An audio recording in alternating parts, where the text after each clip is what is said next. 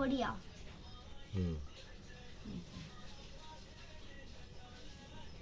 இந்த பேர் என்னமோ சொல்லுவாங்க, இந்த இலை பேர்.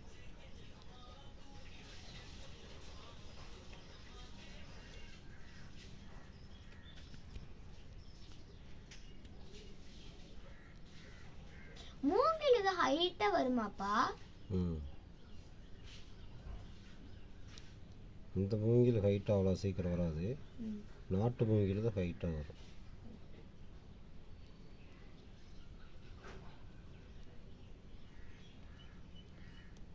இதனுடைய வளர்ச்சி கம்மியாக இருக்கும்.